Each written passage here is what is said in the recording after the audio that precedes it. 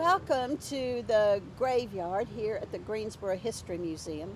I've loved this graveyard for decades and decades, about 50 years. And you hear that train? Somehow, every year when I'm here in the graveyard doing stories in the graveyard, it always comes through. I told a train story, you'll have to catch that. It's in this book, my third book. My daddy was a sailor, so I loved pirates and collecting pirate stories. So the museum has this one, Pirates and Ghosts of the Carolinas Coast, and it's got some seafood recipes too. The story I'm going to do today is actually in both of them because it's my famous signature story. And years ago, a couple of years ago, I did this tape, of course, Stories from the Graveyard. You can see me many years ago right here in this graveyard. So we're so glad you've joined us for this virtual party. And I'm going to dedicate this story to my husband, Fred. It was his favorite story, and he wanted me to tell it every time. So I got to tell it for you. In the pines, where the sun never shines, and the cold and the chilly wind blows. True love, don't you lie to me. Tell me, where did you sleep last night? The road from Greensboro to Jamestown and High Point used to be winding and curvy. It went under railroad bridges. It was dangerous. Why, back in the day, they said Fred's great Aunt Lucy would have to change the tires 2 or 3 times on the way to High Point to go to one of those dancing places. She had a lot of boyfriends. But that story's a little older. This one is that road too. He was on the road, driving real slow. His car was old and his windshield wipers just weren't working with that storm. He was late getting home from work and he was headed to Jamestown. Then, very strangely, standing on the side of the road, he saw somebody. He could barely see him in the fog, but there shouldn't be anybody out on this time of night. Back in those days, you could pick up help hitchhikers and help people. So he slowed down and he stopped the car. And when he walked around the car and looked at her, oh my gracious, it was a young lady. She had on a real pretty long dress, but it was all tattered and torn. And her hair and everything was just a-blowing in the wind. Leaves and sticks. But when he looked into her eyes, he saw that they were so cold, so blue, and so icy.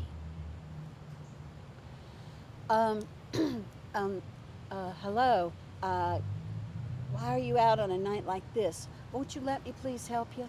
I'll take you anywhere you want to. You can get in my car. She never said a word, but she kind of glided over to his car. He scrambled over because he was kind of nervous by now.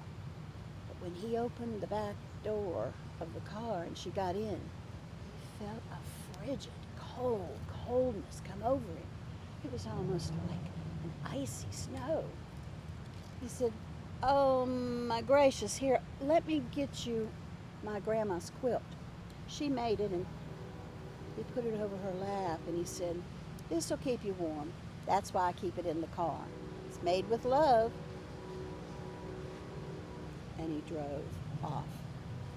He tried chattering. He was really nervous. He couldn't get her to say anything. He got more and more nervous, and that's when he said, well, where do you want me to take you? She didn't say a word.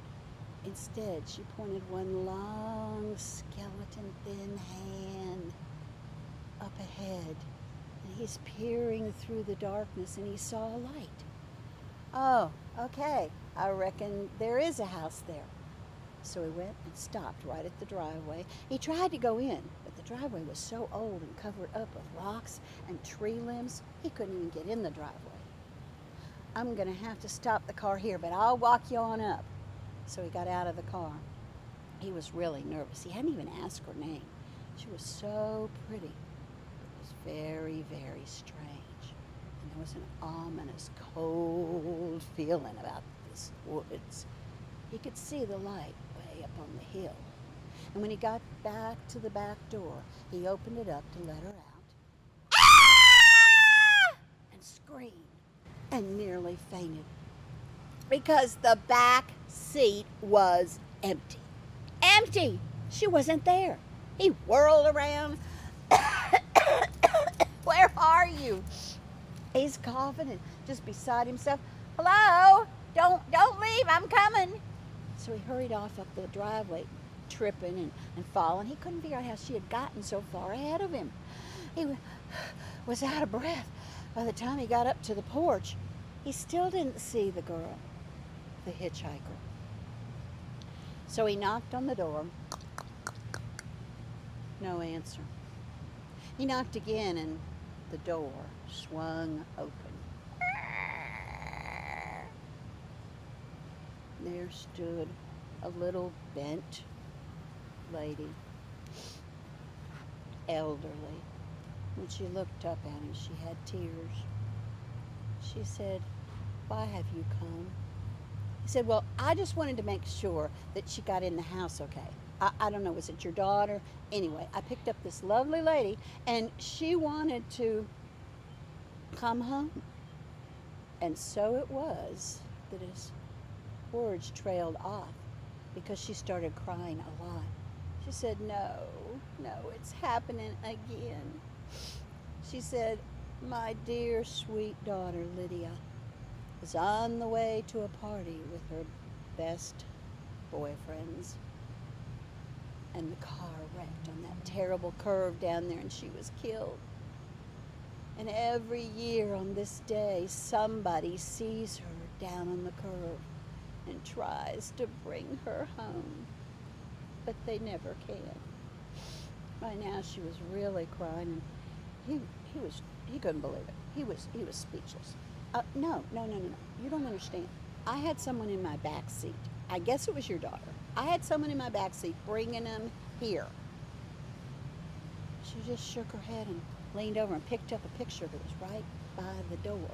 She said, this is my Lydia." And there in the picture was the girl that he had picked up on the curve, the hitchhiker.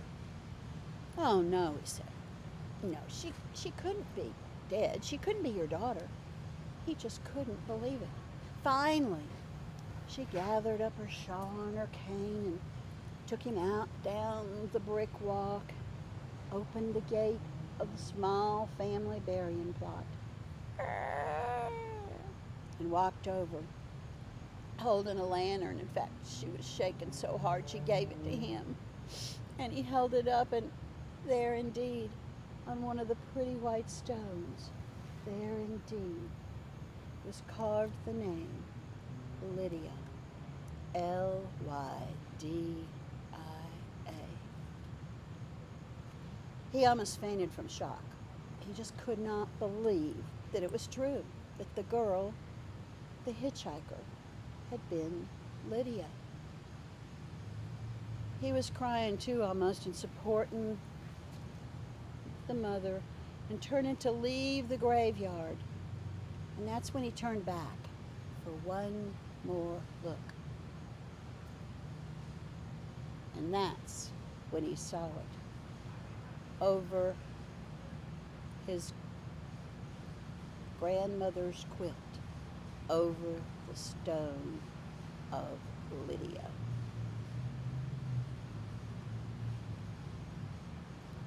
In the pines, where the sun never shines, and the cold and the chilly wind blows.